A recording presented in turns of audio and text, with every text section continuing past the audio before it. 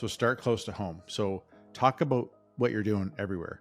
If you're not excited about your podcast and self-promoting it all the time, then how can you expect other people to get excited about it? So you got to do that. Second one, short form video. So short form for all the social media channels. Matt talked about the short form should lead to your long form, because long forms are really going to get to know you. And I don't know that people are interested in the credibility you get from a short, because you're talking about your life savings. These are big decisions, right? So earn it with the long form content. So in other words, don't skip doing a show and just do shorts and think you're going to have all the credibility. I think what you get is a lot of transactional stuff going on there. And those aren't the people you want. You want people who've done their due diligence because you've given them the opportunity to fulfill that. Hopefully that makes sense. Keep those short, 30 to 90 seconds. And then the other one is being on other people's podcasts. Welcome to another episode of the Top Advisor Marketing Podcast. I'm your host today. My name is Kirk Lowe, and my business partner here and co-founder of ProudMouth, Mr. Matthew Halloran, is my guest today. And so let's see how much this cat knows. I heard he's pretty smart. So we're going to talk about not knowing how an advisor or you will sustain a show. So we want to make sure you understand how to avoid Podfade, which is really important. Podfade is when you get started and then you stop and don't continue. I think Matt probably has some stats or stuff on that. The second one is not knowing how to get started, or coming up with a name, or not sure how to promote, or getting stuck on how to do video, or overthinking everything, or being a perfectionist. We often talk to advisors who believe podcasting is a way for them to share their expertise and create raving fans. They may have already started thinking about the podcast or are planning on it, but they still haven't gotten started. And that is a real shame, because we all know how powerful it can be to push out your content and be a thought leader and connect with your audience and all these wonderful things. From our experience, there are 5 big concerns that hold advisors back from pressing record and getting their voices out into the marketplace. And there's nothing worse than being the best kept secret in your area, as Mr. Halloran says. He is famous for that. We haven't printed t-shirts yet, but I think it's on the list, right? So we're going to cover these. That running list, just so you know. I'm sure you do. T-shirts, ProudMouth needs to make that I want to wear. Well, we already do that, actually. If you ever say, Matt, have you ever seen Matt's red shoes? Yeah, those are custom made for Matthew Halloran. Yeah. They're beautiful.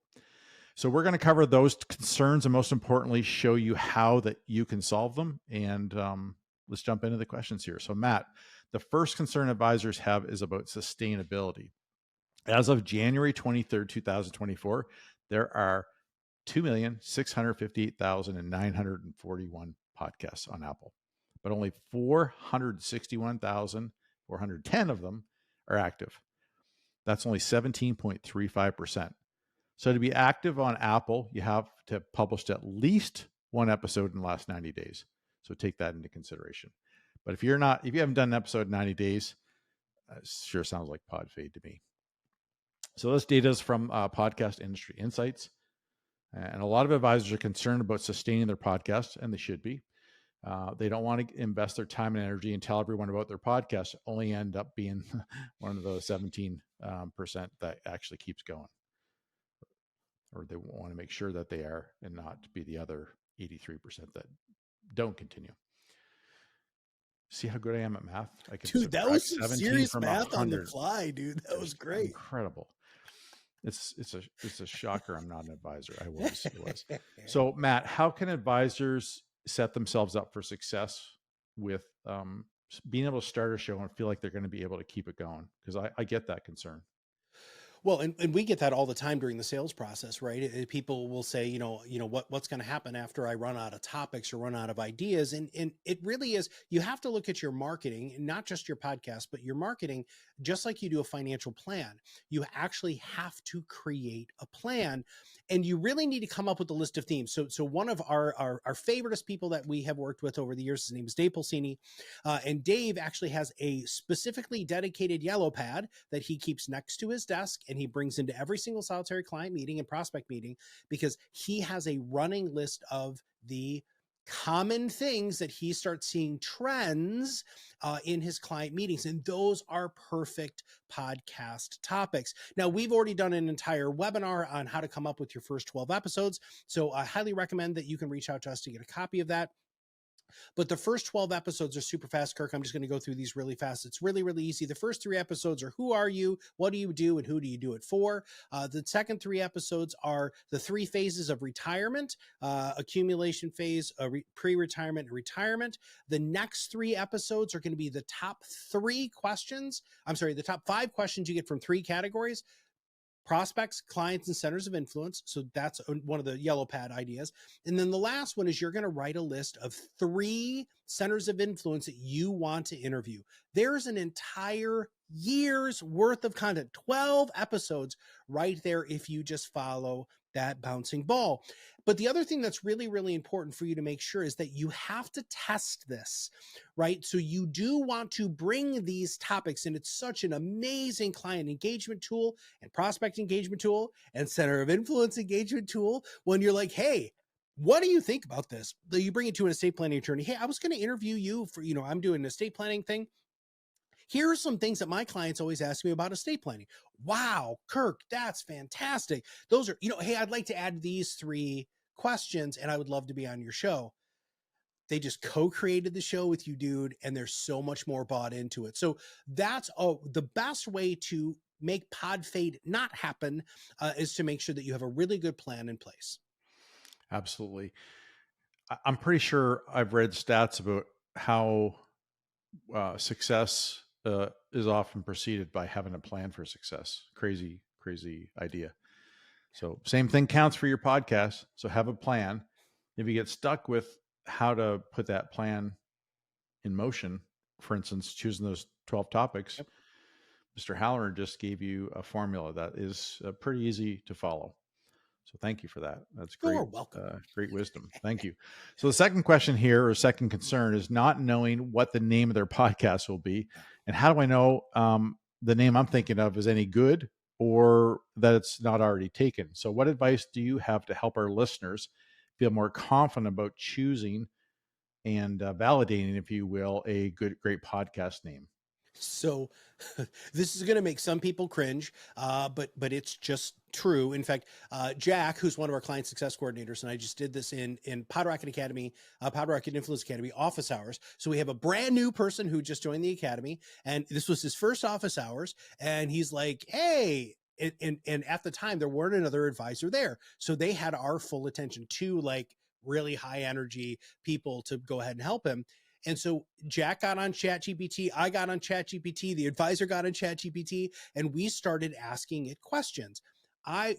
Come up with 5 podcast names that focus on bam, bam, bam, bam, bam. And the bam, bam, bam is going to be who's your ideal target market. Maybe it's a geographic area. Maybe it's a specific discipline. What is your niche specifically? And it started coming up with some stuff. Now, here's the best part. Most of them sucked. One of them out of the 15 that we got was a perfect foundation. And then what we did was we went ahead with the advisor and we started tweaking things. And so we put it back into GPT and we started asking it to add iterations of it in warmer, more professional, blah, blah, blah. And we ended up, dude, and this took 20 minutes. We came up with the name of this dude's show. He was so excited about it. And of course, Jack and I were too. But when you're coming up with a naming convention, so then what we did was so that was the name of his show.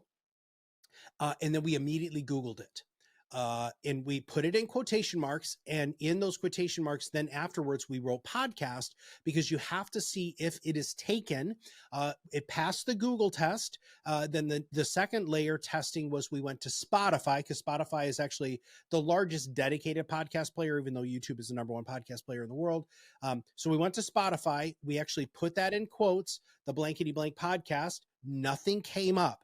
Now, this is the magic secret sauce that is really important for everybody to remember is you need to go to uspto.gov and do a trademark search and to see if it is actually marked for educational purposes. If you pass all three of those tests, you're really, really good to go. Now, one of the things that happened during the ChatGPT component of it, Kirk, was we were using puns. We asked for it to be alliterative, so it had a specific kind of a flow, like onomatopoeia sort of stuff. We also wanted to make sure that we were infusing it with the language of his specific niche. And he works with young families who have one primary earner. That gave us a lot of information, Kirk, so that we could really bring that into ChatGPT and find that stuff out. So as a great example, there's a couple of examples. You can't use these because they're used of our clients and our members, which is Rainbow Bull Podcast. So the Rainbow Bull Podcast is a financial services consulting podcast that talks to families that are ultra high net worth who have LGBTQIA plus legacy issues. Now, when you're talking wicked niched out, right? Rainbow Bull is about as niche can get. Then we got Humans versus Retirement, which I think is fantastic. That's actually over in the UK. It's Dan Halett's podcast, right? So these are the sorts of things that you really want your podcast name to have real feeling. And when it does, you're going to know it. And that's what happened, Kirk. It was so much fun. We recorded this, by the way. So we actually recorded the office hours. You should have seen the look on his face when it hit, right? It was like, I mean, gosh, you did marketing and branding forever. When you did that and you saw that client light up like, oh, and we joked for that sure. I started singing actually that the light came in, right? And showed him the way. It was freaking awesome, dude. The really interesting thing that I'm pulling from this that I want to share with everyone is ChatGPT is, been the talk for a year. AI has been around for, a lot longer, but if you know the prompts, people get worried that, oh, it's going to replace all these people. If you think about it, not many, maybe not many of you, not calling anybody out here or putting anybody down, would understand how to ask the prompts that Matt did because we do this. So you always have an advantage with a tool like ChatGPT if you're already the expert because you already know what to ask it. You know what to look for. You know what to challenge it on. You know what's good or bad when it comes back and you can send it back in and you know how to tweak it. Yep. The prompts that you ask aren't just go to somebody's cheat sheet of prompts. It's just knowing your expertise, right? Knowing your audience, all that stuff. So I hope that adds some perspective to all the stuff we have going around us with AI and getting worried about it. You have to know how to use it. So anyway, those are some great things. So are we on to the third one now? We are.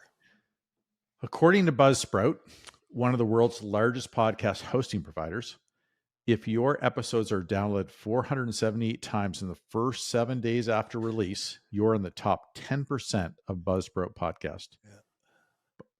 If they're downloaded 121 times, you're in the top 25%. These numbers are from December 2023. And it's actually not that difficult to rise up in the ranks, but many advisors aren't sure how they will attract listeners. Yeah. And the third concern that stops them from getting started, and it's the third concern that stops them from getting started.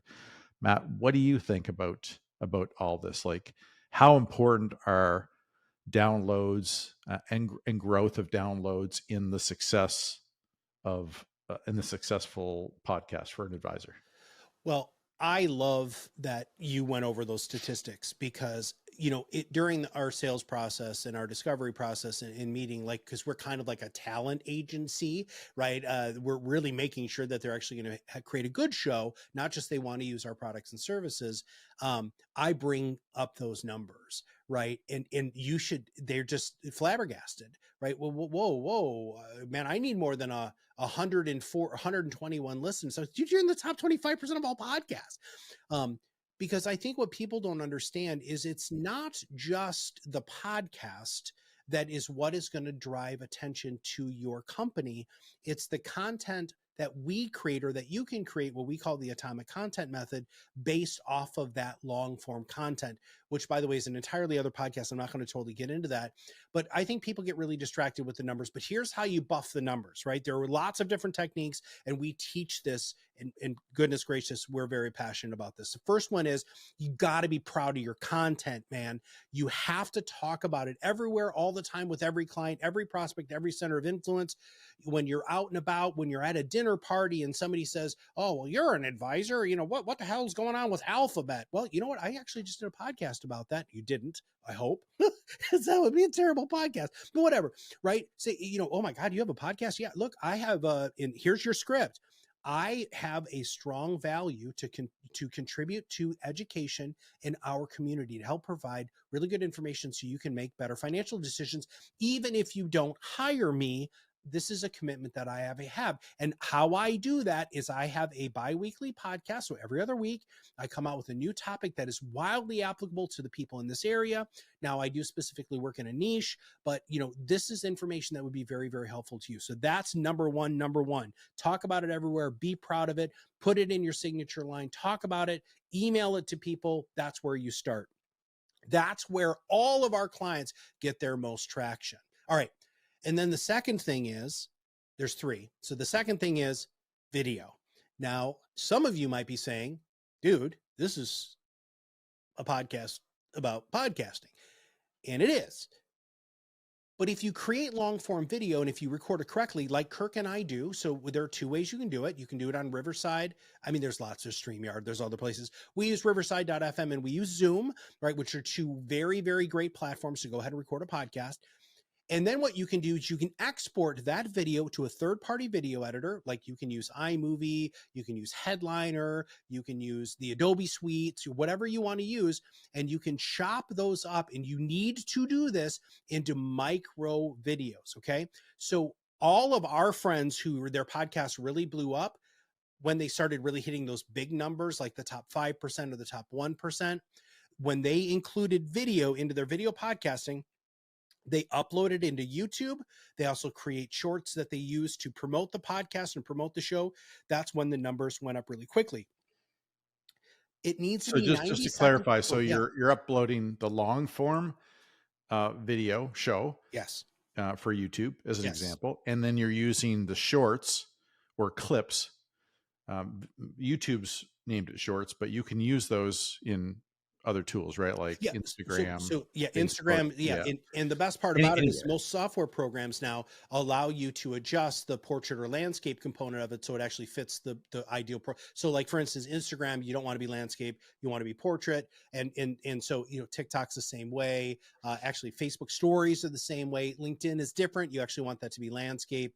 And so most programs really actually at a click of a button now, Kirk, will actually change that aspect ratio. So it's got to be 90 seconds or less. That's really important. And I just want everybody to know that it's actually the shorter, the better. I mean, if you can get a 15-second clip that you say something super punchy, like, you know what? Stop being the best kept secret in your area and join the Pod Rocket Academy. That was 7 seconds. Right. It's actually, I should have said the Pod Rocket Influence Academy. Sorry, you can poke me in the eye about that later. But, you know, that's the sort of stuff that you need to find that gold within your long form content and use that to continuously build up your assets there. And then the other thing, too, is you can actually seed this through your show. And so our client success coordinator on our team, she has a good tip that she brings up with our client success coordinators, which is seed the guest with questions.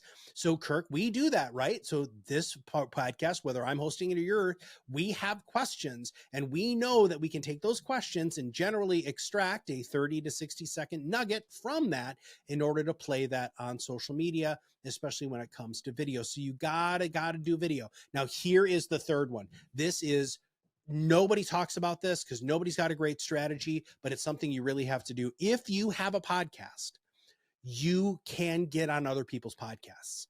This is a really weird community, guys, and it works really, really well. I can't tell you. Actually, I'm going to give you just a quick personal example. So we've done 460 some episodes of the Top Advice Marketing Podcast, right? Um, so we've interviewed a lot of people, and I wanted to try to get a really, really big name. And so I went ahead and I messaged this really big name on Twitter, X, whatever the hell you want to call it. And within 48 hours, this person got back to me, and Rick Edelman was on our show. And the reason why Rick said he'd be on the show is because he got to see the quality of our show. And you're going to find Rick Edelman, who does a daily podcast, and he runs 3 different podcasts, Kirk, decided to be on our show because he loves this media so much. So you can absolutely get on other people's podcasts. It's a great way to grow your show. It is, absolutely. So there's a lot going on here. Just so you guys know, I'll just summarize. So start close to home. So talk about what you're doing everywhere. If you're not excited about your podcast and self-promoting it all the time, then how can you expect other people to get excited about it? So you got to do that. Second one, short form video. So short form for all the social media channels. Matt talked about the short form should lead to your long form, because long forms are really going to get to know you. And you don't, and I don't know that people are interested in the credibility you get from a short, because you're talking about your life savings. These are big decisions, right? So earn it with the long form content. So in other words, don't skip doing a show and just do shorts and think you're going to have all the credibility. I think what you get is a lot of transactional stuff going on there. And those aren't the people you want. You want people who've done their due diligence because you've given them the opportunity to fulfill that. Hopefully that makes sense. Keep those short, 30 to 90 seconds. And then the other one is being on other people's podcasts. So question number 4 here. Now, what about video podcasting? So I kind of jumping ahead, I realize now, but according to Cumulus Media's podcast download report series, and I quote, YouTube has gained strength as a number 1 place where consumers discover new podcasts. Understandably, advisors want to upload their podcast to YouTube for maximum exposure, but figuring out how is a major concern. Matt, what is your advice to advisors who are stuck on this, on how to leverage YouTube for their long form podcast or show? So step 1 is you have to understand that the Buzzsprout says the ideal podcast length, or the most common episode length, is between 20 and 40 minutes. And we know because Buzzsprout then came out with a secondary study that was sponsored by Triton Digital Research, that it's actually 27 minutes is the ideal podcast length. So that's one of the most important things for you to remember is you need to stay within those time parameters. Some of you think that the longer the episode, the more credibility you have. That is not the case. And also, you're not freaking Joe Rogan with a 3-hour show. By the way, very few people listen to the entire show. There's some really interesting metrics on that, but we know that you need to keep it between 20 and 40 minutes. So the longer isn't better. It's the content that you squeeze in between. And actually, Kirk, the biggest hang up that I have found with advisors when it comes to doing video podcasting is they don't know how to shoot video. And we have this amazing course, everybody. I'm going to apologize now. It's going to kind of sound like an ad. It's not really meant to. Kind of is, but whatever. So in our PodRocket Influence Academy, Katie Braden, who's a really good friend of ours, actually created this amazing video course. It's called Video Marketing 201, Easily and Authentically Grow with Video. Please join the Academy and take this course. She answers all of those pressing video questions that you have about doing it yourself. So please go ahead and take a look at the PodRocket Influence Academy. That will solve that problem for you and give you the confidence you need to really shoot good video. Dude, I love how you validate stuff like right out in the open, your mind. It's such an authentic look at who you are. Anybody, right? Everybody's always validated, but most people do it quietly in their mind and they might stumble. You just like let it rip. I love it. Yeah, keep being you, my man. So yeah, course from Katie Braden, Video Marketing 201 inside of PodRocket Influence Academy. So question number 5, the 5th concern that holds advisors back from starting their podcast is overthinking and perfectionism. Has that ever happened to a financial advisor or anybody who runs their own business who has a technical side to how an engineering kind of a mind, if you will. Is there such thing as feeling 100% ready to podcast? So a lot of times, Kirk, I wish we just recorded all of our conversations for posterity, because we just talked about this, about how, the way your brain works, right? You have a tendency to overthink and overcomplicate because you want to make sure that you don't miss anything. And that is the advisor mindset. What makes advisors great and what makes you a great CEO is that you have that level of detail in your mind. And so I interviewed two separate financial advisors about this, Stoy Hall and Taylor Schulte, about this. And they both have some really great little bits of wisdom. Now, if you don't follow either of them, please do. Taylor's actually got an entire coaching program that you should take a look at. Story actually is one of those great speakers that you'll probably see on the circuit. But one of the things that Stoy said was, Matt, you can say so much without saying much at all. And I love that saying, because so many of you think, okay, I'm going to talk about Roth conversions today. I need to tell everybody everything about Roth conversions. No, you don't. You need to pick 2 to 3 points, and you need to be very repetitive with those points, because you all think, because this is how your brains work, because you're so smart, that people are going to remember everything you say because you remember what most of whatever. That's not the general public. They're going to remember about 25% if you're good of your podcast. So you need to be repetitive. So that's Stoy. By the way, he's got a great show. You guys really should check him out. Check him out on LinkedIn too. He's got a great LinkedIn presence. And then Taylor Schulte, I specifically asked him this question a number of years ago. So he was in the mid, I think, 300s episodes of the Top Advisor Marketing Podcast. We can link that show in our show notes if you don't mind, scrolling around a little bit. And what Taylor said was, Matt, I just had to do it. I was overthinking this to the point, I was over editing everything to the point where I just could not get a product out the door. And what I realized is the foibles, the go-to words, the language issues that I have when I speak are actually what make people feel a stronger and deeper connection with me. And so he just gave himself permission. And we haven't said this on the podcast for a really long time, but I think this is a good point to say it. Part of our message here at ProudMouth is for you to be your own loud, which means giving yourself permission to actually authentically be yourself. And when you do that, everything changes within your business. You will accelerate your influence. You're going to create real fans. And Taylor is a perfect example of this. He is an unbelievably detail-oriented, competent advisor who is prepared for his show. Don't get me wrong, but he's actually loosened up, much like Kirk Lowe has loosened up over the years, over 400 episodes. And now we're creating great, great content that you all love and consume. Taylor's done the same thing. That was lots of great wisdom there. Those concerns are valid. Everybody goes through it, so you're not alone. That's for sure. I think that even once you've started those, there's things in there that bring a level of anxiety to anybody doing a podcast. I can tell you, I had a really great conversation with one of our clients yesterday, who was newer to influence, and her name is Marcia Miller. Hey, Marcia. You told me you listened, so Hi, Marcia. Send me a little LinkedIn note if you caught this, if you stuck around for the end of the show. Anyway, Marcia was just talking about, getting over not being perfect at it.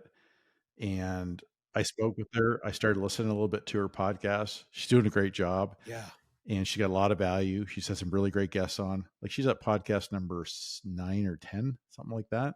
She's already flying. Well, that's absolutely freaking awesome. And everybody, listen, we're getting ready to launch something that will help more advisors fly higher and faster with their influence. Our ProudMouth Pod Blast collection. It's for advisors who want a podcast without the time demands. So we've analyzed about 8,000 ProudMouth produced episodes and picked out the highest performing financial topics so you don't have to. In our new online store, you'll be able to download ready-made packages with everything you need to record and promote your podcast, from topic outlines to blogs to social media posts. And they've all been developed by our ProudMouth marketers and reviewed by our in-house compliance specialists, so you can get even quicker approvals. Look, if you want podcasting to be easier than ever, join our waitlist and we'll let you know as soon as the Pod Blast collection is available. Just go to proudmouth.com/coming soon. Again, join our waitlist at proudmouth.com/coming soon. All right. So for Kirk and everybody here at ProudMouth, this is Matt Halloran, and we'll see you on the other side of the mic very soon.